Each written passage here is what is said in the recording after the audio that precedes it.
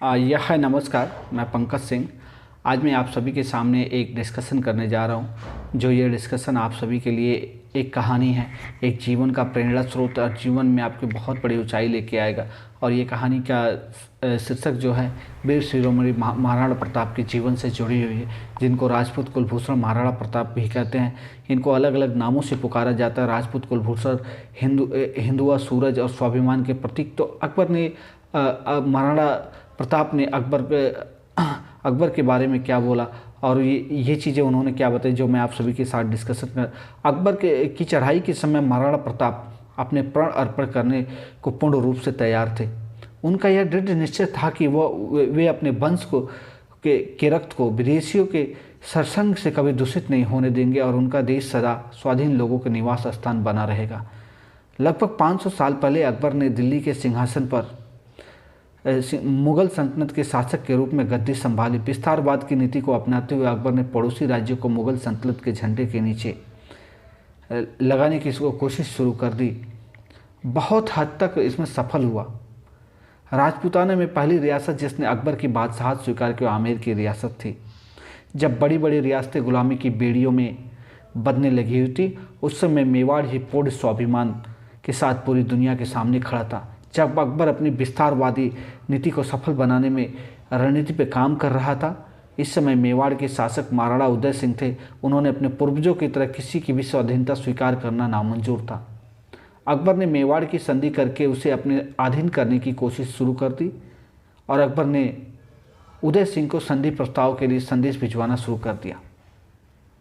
इसके जवाब में महाराणा उदय सिंह ने अकबर के पत्र भिजवाए कि मेवाड़ के शासक तो सिर्फ एकलिंग जी भगवान हैं, हम तो मात्र उनके अधीन रह सकते हैं। अकबर को महाराणा उदय सिंह से ऐसे उत्तर की आशा नहीं थी। उसे लगा था कि वह अन्य रियासतों की तरह मेवाड़ को अपने अधीन कर लेगा, पर महाराणा उदय सिंह के जवाब से अकबर मेवाड़ को भारी दबाव बनाना शुरू किया। एक मैं पख्तिया करता हूँ, हरा रंग का सपना लेकर आए थे मुगल इस माटी में, महाराणा जी ने फेंक दिया भाला उनकी छाती में।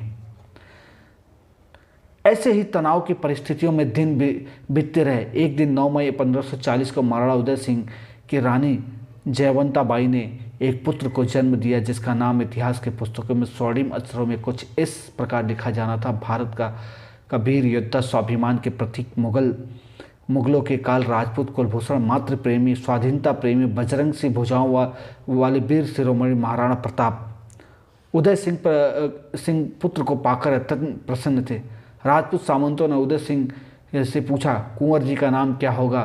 तब उदय सिंह ने धैर्यपूर्वक कहा, जिस तरह सूर्य अपनी चमक से पृथ्वी को रोशन करता है, ठीक उसी तरह मेरा पुत्र अपनी वीरता और शौर्य से प्रताप से मेवाड़ धरती को अपने पूर्वजों की भांति रोशन करेगा। अतः दुनिया इसे आज से कुंवर प्रताप सिंह सिसोदिया के नाम से जानेगी। तो अब मैं अगली कड़ी आपको बताना चाहता हूँ महाराणा प्रताप का बचपन कैसे बीता। महाराणा प्रताप की माता जयंती बाई बचपन से ही भगवान कृष्ण की भक्ति व महाराणा प्रताप को बचपन से ही भगवान श्री कृष्ण द्वारा दिए गए गीता उपदेशों को रोज सुनाती थी और अधर्म को मिटाने के लिए धर्म के पथ पर चलकर कर्म करने की शिक्षा प्रदान करती थी। महारानी जयंता बाई कुंवर प्रताप सिंह की बात बताती थी कि किस तरह उनके दादा राणा संगा ने शरीर पर 80 घाव होने के बावजूद मुगलों को अपने तलवार की धार से अपने पैरों पर गिराने को मजबूर कर दिया था। किस तरह उनके परदादा बप्पा रावल के शौर्य के डर से 400 साल तक कोई भी मुगल आक्रमणकारी भारत की धरती पर आंख उठाने की हिम्मत नहीं कर पाया। जब महाराणा प्रताप शिक्षा प्राप्त करने गुरुकुल में, तब वह सुबह के समय गुरुकुल में शिक्षा प्राप्त करने के पश्चात दोपहर की भीलों की बस्तियों में जाकर तीर कमाना और शस्त्र चलाने की शिक्षा प्राप्त करते थे और शाम के समय लोहारों की बस्तियों में जाकर शस्त्र बनाने की प्रक्रिया करते थे। इस पर मैं एक कोट सुनाता हूँ। मंजूर घास की रोटी है घर चाहे नदी पहाड़ रहे, अंतिम सांस तक चाहूँगा स्वाधीन मेरा मेवाड़ रहे। ये महाराणा प्रताप का कथन है। कुंवर प्रताप अपने बचपन से ही साहसी और स्वाभिमानी थे। उनके शरीर अन्य अंगों की तुलना में बहुत मजबूत था। उन्होंने 13 वर्ष की उम्र में अफगानियों की बस्ती में गुलेल से हमला करना शुरू कर दिया था।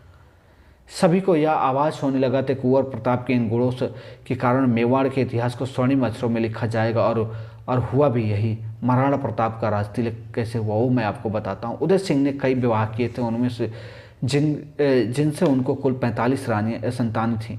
महाराणा उदय सिंह की सबसे प्रिय रानी धीरबाई थी। उनको उदय सिंह अधिक प्रेम करते थे और ज़्यादा महत्व देते थे। धीरबाई के कहने पे ही महाराणा उदय सिंह ने जगमाल को मेवाड़ का भावी राजा घोषित कर दिया था। नियम के अनुसार जो सबसे बड़ा पुत्र होता है वह उत्तराधिकारी बनने का पात्र होता है, परंतु महाराणा प्रताप को अपने पिता का निर्णय पर कोई भी दुख नहीं हुआ और उन्होंने इस निर्णय को सहर्ष स्वीकार कर लिया। परंतु राज्य की प्रजा और राजपूत सामंतों को यह निर्णय मंजूर नहीं था, क्योंकि उन्होंने महाराणा प्रताप की योग्यता अच्छी तरह से पता थी। धीरे धीरे महाराणा उदय सिंह का स्वास्थ्य बिगड़ने लगा और सन 1572 में उदय सिंह का स्वर्गवास हो गया। महाराणा उदय सिंह के अंतिम संस्कार में मेवाड़ के सामान्य प्रजा, मेवाड़ की सभी सामंत सरदार, महाराणा प्रताप उपस्थित थे, परंतु इस दुख के समय में कुंवर जगमल महल के अंदर राजगद्दी पर बैठने के लिए अपना राज्याभिषेक करवा रहे थे। अपने पिता महाराणा उदय सिंह के अंतिम दर्शन के लिए उपस्थित न होने के कारण सभी सरदारों को क्रोध की ज्वाला भड़क उठी और गोगुंदा की पहाड़ियों के बीच मेवाड़ की असली योग्य राजा श्री कुंवर प्रताप सिंह का राज्याभिषेक कर दिया गया। सरदार रावत कृष्णदास चंडावत ने एक तलवार महाराणा प्रताप की कमर में बांधी और घोषणा की, आज से महाराणा प्रताप के मेवाड़ के महाराणा है। राज तिलक के बाद महाराणा प्रताप अपने राजपूत सामंत सरदारों के साथ को कुंभलगढ़ दुर्ग की ओर रवाना हुए। महाराणा प्रताप के आने की खबर सुनकर छोटा भाई जगमल भय के कारण अकबर के शरणों में चला गया, जिसके बाद 1573 में मेवाड़ की राजगद्दी पर राजपूत कुलभूषण महाराणा प्रताप का औपचारिक रूप से राजतिलक कर दिया गया। महाराणा प्रताप के व्यक्तित्व के बारे में जानकारी देता हूँ मैं आप सभी को। आखिर महाराणा प्रताप को दुनिया ने हिंदुआ, सूरज या राजपूत कुलभूषण की संज्ञा क्यों दी है? मेवाड़ की राजगद्दी पर बैठने वाले महाराणा प्रताप अपने एक ही वीर वार से शत्रु भय पैदा कर देते थे। हल्दी घाटी युद्ध में महाराणा प्रताप द्वारा बहलोल खान को 2 भागों में बांटना इसका श्रेष्ठ उदाहरण है। महाराणा प्रताप भगवान शिव के परम भक्त थे। जब अन्य रियासतें सल्तनत के आगे घुटने टेक रहे थे, तब अकेला मेवाड़ ही अपनी स्वाधीनता के साथ मुगलों की आंखों में आंखें डालकर स्वाभिमान के साथ खड़ा था। महाराणा प्रताप का भाला 72 किलो का था और छाती की कवच 81 किलो था और 208 किलो के 2 भारी भरकम वजन के साथ वीर शिरोमणि महाराणा प्रताप युद्ध की भूमि में निकलते थे तो दुश्मन की आंखों में घबराहट और बेचैनी देखी जा सकती थी।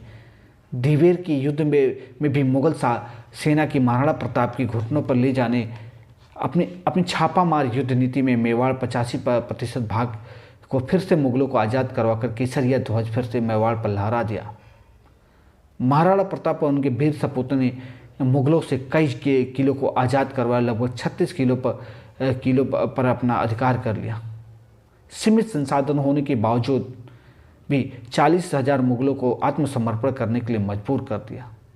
जिनके भाले की नोक से शत्रु कांपते थे, जिनकी तलवार ने कभी हार का मुंह नहीं देखा, महाराणा प्रताप को ऐसे ही व्यक्तित्व के कारण उन्होंने हिंदुआ, सूरज और राजपूत कुलभूषण की उपाधि दी गई। महाराणा प्रताप द्वारा राजगद्दी संभालने के बाद चुनौती और अकबर के साथ महाराणा प्रताप के तनावपूर्ण संबंध के कारण क्या थे? महाराणा प्रताप की राजगद्दी पर बैठने के समय मेवाड़ की आर्थिक स्थिति खराब थी। पिता उदय सिंह के समय मुगलों के साथ चलने वाले संघर्ष के कारण मेवाड़ की अर्थव्यवस्था बेहाल हो चुकी थी और चित्तौड़ सहित मेवाड़ के अधिकांश भाग पर मुगल सल्तनत स्थापित हो चुकी थी और अकबर मेवाड़ के शेष 2 बचे इलाकों पर ही अपना अधिकार करना चाहता था। अकबर मेवाड़ राज्य से होते हुए गुजरात राज्य तक व्यापारिक मार्ग बनाना चाहता था। इसलिए अकबर ने महाराणा प्रताप को प्रस्ताव किया वो अकबर की स्वाधीनता स्वीकार ले, उसे गुजरात राज्य का व्यापारिक मार्ग रास्ता दे दे। कठिन परिस्थिति आगे देखकर महाराणा प्रताप ने राजा बनते ही अपने समस्त सामंत सरदारों को बुलाया और उनसे कहा, रघुकुल का मान सदैव ऊंचा रहेगा। मेवाड़ की छाती पर लहराता मुगल ध्वज मेरा कलेजा चीर देता है। बहुत जल्द हवाओं का रुख बदलेगा और मेवाड़ की केसरिया ध्वज बड़ी शान से लहराएगा। मेवाड़ का भविष्य जरूर चमकेगा। मैं प्रताप यह शपथ लेता हूँ कि जब तक मैं अपनी मातृभूमि को पूर्ण स्वतंत्र नहीं करवा लेता, तब तक शांति से नहीं बैठूंगा, राजमहल में नहीं रहूँगा, पलंग पर नहीं सोऊंगा, सोने चांदी के बर्तनों में भोजन नहीं करूँगा। मेरे वीरों, अब हमारा टकराव मुगल आक्रमणकारियों से होगा, जिनसे किसी भी हालात में अपनी मातृभूमि से हमें खदेड़ना है। इसके बाद सभी सरदारों ने अपनी तलवार लहराई और मातृभूमि के स्वतंत्र कराने की शपथ ली। महाराणा प्रताप द्वारा सेना निर्माण की खबर जानकर अकबर की प्रतिक्रिया क्या थी, इसके बारे में आप सभी लोगों को बताते हैं। जब जब अकबर को अपने गुप्तचरों द्वारा सूचना मिली कि महाराणा प्रताप अपनी एक शक्तिशाली सेना खड़ी कर ली है, तो अकबर ने महाराणा प्रताप को रोकने की तैयारी आरंभ कर दी थी। अकबर ने महाराणा प्रताप के से स्वाधीनता स्वीकार कराने के लिए अपने 4 दूतों को मेवाड़ भेजा। सबसे पहले अकबर ने चालाकी से दरबार में जलाल खान की कोर्ची को महाराणा प्रताप के साथ संधि करने के लिए मेवाड़ भेजा। महाराणा प्रताप ने जलाल खान कोर्ची की सभी बातें ध्यानपूर्वक सुनी, परंतु महाराणा प्रताप आधीनता की बात कैसे स्वीकार कर देता। जलाल खान कोर्ची को खाली हाथ लौटना पड़ा। इसके लगभग अकबर ने आमेर के राजा मान सिंह महाराणा प्रताप के पास भेजा। उस समय उदयपुर किसी कार्यकाल में गए हुए थे। और मान सिंह वहाँ पे जा घुसा और बोला कि मैं आपसे मिलने के लिए। महाराणा प्रताप ने बड़े मान सम्मान से बिठाया और उनकी आदर सत्कार किया और अपने बेटे अमर सिंह को भेजा वहाँ पे उनको खाना खिलाने के लिए, और वहाँ पे खुद नहीं आए। तो उस समय मान सिंह को बहुत ये बात बुरी लगी कि आपने मेरे अपमान किया है। तो महाराणा प्रताप ने एक ही बात बोला। जब मान सिंह ने महाराणा प्रताप की उपस्थिति के बारे में अमर सिंह से प्रश्न किया, तो अमर सिंह ने जवाब दिया, पिताजी के पेट में दर्द है, वो इसलिए नहीं आ सकते। यह सुनते ही मान सिंह क्रोधित हो गया और बोले कि उनके पेट में दर्द का कारण अच्छी तरह से जानता हूँ। ऐसा कहते हुए मान सिंह भोजन करने से मना कर दिया। जब महाराणा प्रताप को यह समाचार मिला तो उन्होंने संदेश भिजवाया कि जो राजपूत एक कुर्क के अधीन है उसके साथ भोजन करना मेरा और मेरे राज्य मेवाड़ का अपमान है। महाराणा प्रताप का संदेश सुनकर मान सिंह उत्तर देने की स्थिति में नहीं था, क्योंकि महाराणा प्रताप ने तो मान सिंह को निमंत्रण नहीं भेजा था, तो अकबर के कहने पर संधि की बात करने के लिए आया था।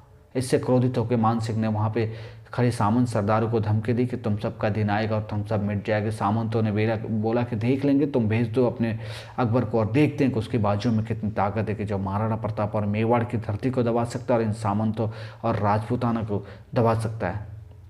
अकबर के द्वारा युद्ध का ऐलान। महाराणा प्रताप द्वारा संधि प्रस्ताव को स्वीकार करने के बाद अकबर ने क्रोधित होकर मान सिंह को 90,000 की विशाल सेना का सेनापति घोषित कर दिया। 3 अप्रैल 1576 को मान सिंह मुगल सेना के साथ मेवाड़ अभियान के निकल पड़ा था। लगभग 2 महीने चलने के बाद अंत मान सिंह खमनोर गांव में पहुंच गया। महाराणा प्रताप को विशाल मुगल सेना मेवाड़ की ओर बढ़ने का समाचार मिल चुका था।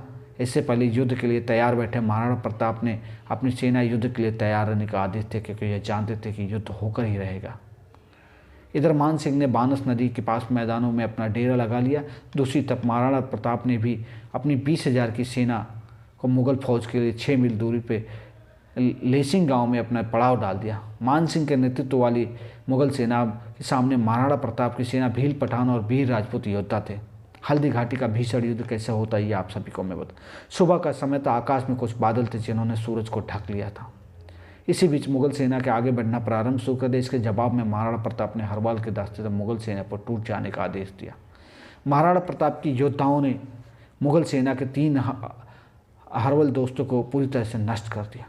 यह बात स्वयं बदायूनी ने अपनी किताब में लिखी है। बदायूनी ने हल्दी घाटी युद्ध के मैदान में मौजूद था।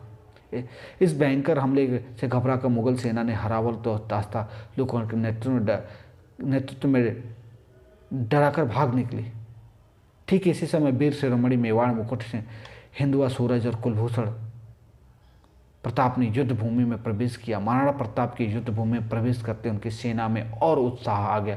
संचार दूसरी तरफ महाराणा प्रताप को देखकर मुगल सेना के सिर चिंता की लकीरें दिखने लगी। मुगल सेना ने पहली बार महाराणा प्रताप को देखा था। इससे पहले उन्होंने महाराणा प्रताप के सिर्फ नाम ही सुना था। बदायूनी ने अपनी किताब में महाराणा प्रताप के संबंध में लिखा कि महाराणा प्रताप बहुत लंबे, मजबूत और शक्तिशाली थे। वे जब भी अपने हाथों में तलवार लेकर चलते थे ऐसा लगता था कि मानो आधी मुगल सेना अकेले ही ले डूबेंगे। उनके चेहरे पर सदैव एक अलग तेज दिखता था। महाराणा प्रताप की सेना ने शुरुआत के 3 घंटों में मुगल सेना के हरवेल दस्ते को पूरी तरीके से नष्ट कर दिया। डरी हुई मुगल सेना अपने बचाव के लिए अरावली की घाटियों की तरफ भागने लगी। सैनिकों को इस प्रकार देखते ही सेनापति मथेर खान को जोर से चिल्लाने लगा और उत्साह दिलाने लगी, झूठी खबर फैला दी कि स्वयं अकबर विशाल सेना लेकर रणभूमि आ रहे हैं।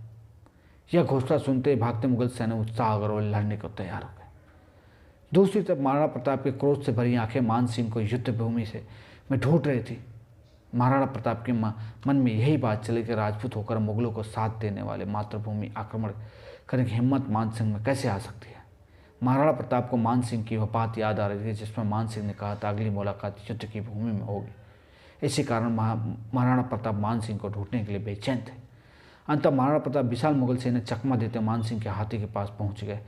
महाराणा प्रताप ने स्फूर्ति के साथ चेतक के पैरों को मानसिंह के हाथी के मस्ते पर टिका दिया और भाले से मानसिंह पर जोर से प्रहार किया। परंतु मानसिंह की किस्मत अच्छी थी और महाराणा प्रताप के भाले से वह बच निकला, अपने हाथी के लगे हौदे के छुप गया और बाल बाल बच गया। महाराणा प्रताप के करारे वार से मानसिंह बच गया, परंतु महावत मारा गया। महाराणा प्रताप के हाथी के सूंड में एक तलवार लटकी हुई थी। चेतक का अगला पैर कट गया था। चेतक के साथ महाराणा प्रताप के पैर चोट लगे। उनके शरीर पर बहुत छोटे घाव थे जिनका महाराणा प्रताप को तनिक भी ध्यान नहीं था। उन्होंने दिल और दिमाग में यही बात चल रही थी, मुगल सेना पर ध्वंस कैसे किया जाए। तभी सदाड़ी रियासत का झाला मान सिंह ने कहा, अपने शरीर पर घाव से बहुत घाव हो गए हैं, उनसे रक्त बह रहा है, इन घावों को तुरंत इलाज करवाना आवश्यक, परंतु वैद्य जी के पास जाएं। परंतु महाराणा प्रताप ने युद्ध से जाना नामंजूर कर दिया। तब झाला मान सिंह ने हाथ जोड़कर विनती की और कहा कि हुकुम, आप जीवित रहे तो मैं मेरे जैसे 100 योद्धा तैयार हो जाएंगे, परंतु आप जीवित नहीं रहे तो मेवाड़ की स्वाधीनता का सपना कभी पूरा नहीं हो पाएगा। महाराणा प्रताप ने गंभीरता से प्रभु झाला मान सिंह की बात सुनी और उनकी विनती स्वीकार की। इसके बाद झाला मान सिंह महाराणा प्रताप मेवाड़ राज छत्र ग्रहण किया। छत्र देने के बाद महाराणा प्रताप ने सेना युद्ध का रुख पहाड़ों की तरफ मोड़ने का आदेश दिया और पहाड़ियों पर भीलों ने युद्ध का मोर्चा पहले ही संभाल रखा था। आदेश देने के बाद महाराणा प्रताप ने चेतक के साथ अरावली पर्वत को निकल, जहां चेतक ने 26 फीट की गहरी खाई को कूदकर पार किया, परंतु बलीचा गांव में जैसे चेतक ने स्वामी के साथ पहुंचा, घायल चेतक नीचे गिरकर बेहोश हो गया। ठीक इसी प्रकार महाराणा प्रताप का छोटा भाई शक्ति सिंह, जो मुगल सेना के तरफ महाराणा प्रताप का पीछा करते हुए बलीचा गांव पर पहुंचा। महाराणा प्रताप बहुत दुखी होकर बेहोश चेतक सहला रहे थे। तभी उनकी नजर शक्ति सिंह पर। शक्ति सिंह को देखकर महाराणा प्रताप कहा, तुम गोद गुलामी टिकने लगे, तेरे पूत दामन को बिकने दामन में, भारत माते माते कह दूंगा तेरे पूत दामन में बिकने दामन में। महाराणा प्रताप के शब्दों को सुनकर शक्ति सिंह बहुत दुख हुआ। महाराणा प्रताप के सामने फूट फूट कर रोने लगा और महाराणा प्रताप के पैरों में जा गिरा।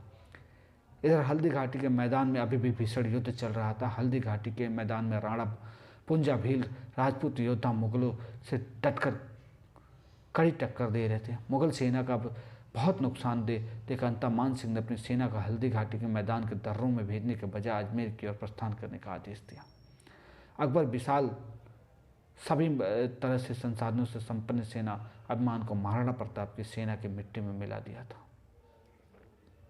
जब अकबर की सेना प्रमुख सेनापति मान सिंह आसिफ खान पराजय के बाद खाली हाथ अकबर के सामने उपस्थित हुए तो कोच से भरे अकबर ने 3 महीने तक दोनों को मुगल दरबार में आने पर पाबंदी लगा दी। उनकी संपत्ति को जब्त कर लिया गया और उन्हें मिलने वाले वेतन और सभी प्रकार की सुविधाओं पर रोक लगा दी गई। यह भारी था, परंतु इस समय उनका खजाना पूरी तरह खाली हो गया था। हल्दी घाटी के भीषण युद्ध के दौरान महाराणा प्रताप को सेना के साथ कुंभलगढ़ दुर्ग आ गया। विनाशकारी युद्ध का पाला महाराणा प्रताप का भारी था। हल्दी घाटी युद्ध में 4 महीने बाद ही अकबर ने एक बार फिर शाहबाज खान के नेतृत्व में विशाल सेना कुंभलगढ़ पर हमला करने के लिए भेज दिया, परंतु जिसका नाम महाराणा प्रताप हो ऐसे ही हार नहीं मान लेता। कुछ महीनों बाद महाराणा प्रताप ने विशाल सेना और पूरी तरह शाहबाज खान पर आक्रमण कर कुंभलगढ़ फिर से अधिकार में ले लिया। कुंभलगढ़ की विजय प्राप्त के पश्चात महाराणा प्रताप ने आगे की रणनीति पर विचार करने के लिए सभी राजपूत सरदारों को बुलाया। सभी सरदारों ने यह सुझाव दिया कि वर्तमान में हमें आगे के संघर्ष को जारी रखने के लिए धन की आवश्यकता होगी। हमें सिंध की तरफ जाना होगा और वहाँ से पर्याप्त धन एकत्र करके पुनः विशाल सेना का निर्माण किया जाएगा और अकबर पर आक्रमण किया जाएगा। इसी उद्देश्य से महाराणा प्रताप ने कुंभलगढ़ की सुरक्षा के लिए भान सोनगरा कुंभलगढ़ किलेदार नियुक्त किया तथा उनके सामंतों के साथ गुजरात की तरफ निकल गए। जब महाराणा प्रताप सिंध की ओर जाने समूचा शाहबाज खान को लगी तो उसने 2 बार महाराणा प्रताप पर आक्रमण किए, परंतु वह असफल रहा और वापस लौटना पड़ा। शाहबाज खान के आक्रमण के असफल होने के बाद महाराणा प्रताप गुजरात के चुलिया गांव में पहुंचा और वहां विश्राम करने का डेरा लगाया। गुजरात के चुलिया गांव में भामद शाह महाराणा प्रताप 25 लाख की सहायता प्रदान की। इतनी बड़ी राशि पाकर महाराणा प्रताप भामद शाह के आभार माना और उन्हें प्रेम पूर्वक गले लगा लिया। महाराणा प्रताप मान सिंह देशद्रोह का बदला लेना। मान सिंह के देशद्रोह का बदला महाराणा प्रताप ने अपनी विशाल सेना से आमेर से मालापुर आक्रमण कर मान सिंह का कुछ संपत्ति को अधिकार में ले लिया। लगातार मिलने वाली पराजय के कारण अकबर अंततः स्वीकार करना पड़ा कि राजपूताने के इस शेर को कोई हरा नहीं सकता। इसके बाद अकबर ने महाराणा प्रताप को ना छेड़ने में ही अपनी भलाई समझी। जब संघर्षों से थोड़ा आराम मिला तो महाराणा प्रताप ने मेवाड़ राज्य के विकास पर ध्यान दिया और 12 साल तक महाराणा प्रताप ने ऐसे सुशासन किया और मेवाड़ की आर्थिक स्थिति बहुत अच्छी और व्यापार फलने फूलने लगा। ये कहानी जो आज मैंने आप सभी को बताई, ये एक महाराणा प्रताप की योद्धा की थी। महाराणा प्रताप की मृत्यु कैसे हुई इसके बारे में आप सभी का 19 जनवरी 1597 में 57 वर्ष की आयु में महाराणा प्रताप शेर के शिकार पर निकले थे, जहां धनुष की प्रत्यंचा खींचते ही राजपूत कुलभूषण देवलोक सिधार गए। वीर शिरोमणि महाराणा प्रताप की देशभक्ति और अमर स्वाभिमान ने हमारे भारतीयों के मन में उनके अपार सम्मान जागृत किया। अपने अंतिम समय में भी महाराणा प्रताप ने भी अपनी मातृभूमि की चिंता की और महाराणा प्रताप के अंतिम शब्द यही थे, क्या मेरा पुत्र अमर सिंह मेवाड़ की स्वाधीनता की रक्षा कर पाएगा।